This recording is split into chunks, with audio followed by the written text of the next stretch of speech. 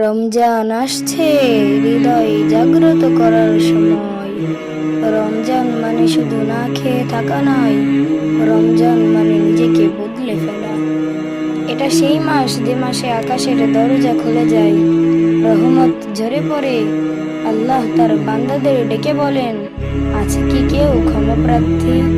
রমজান আমাদের শেখায় খোদার কষ্ট বুঝে গরিবের পাশে দাঁড়াতে, রাগ দমন করে ধৈর্য ধরিতে, চোখ, জিহ্বা আর অন্তরকে গুনাহ থেকে বাঁচতে, নামাজে দাঁড়িয়ে কাঁদতে কাঁদতে আল্লাহর কাছে ফিরে যেতে।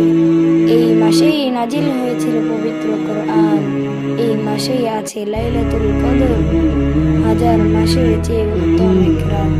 রমজান হলো আত্মার ট্রেনিং ক্যাম্প। এখানে আমরা শিখি কিভাবে হারাম থেকে দূরে থাকতে হয়, কিভাবে 5 ওয়াক্ত নামাজকে জীবনের অংশ বানাতে হয়, কিভাবে দুনিয়ার মোহ ছেড়ে আখিরাতের কথা ভাবতে হয়। হয়তো সারা বছর আমরা গাফিল থাকি, কিন্তু রমজান আমাদের শুরু করার সুযোগ দেয়। যে বদলটা আমরা কাল করব বলে ভাবি, সেই বদলটা শুরু হোক আজ এই রমজান থেকে।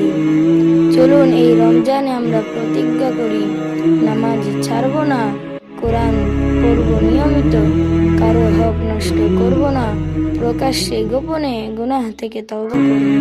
হয়তো এটাই আমাদের জীবনের শেষ রমজান, তাই একে এমন ভাবে কাটাই যাতে ঈদের দিন আমরা শুধু নতুন কাপড়ে নয়, নতুন পরিশুদ্ধ হৃদয় নিয়ে দাঁড়াতে পারি। আল্লাহ আমাদের সবাইকে এই রমজানের প্রকৃত মর্যাদা বোঝার ও আমল করার তৌফিক দান করুন।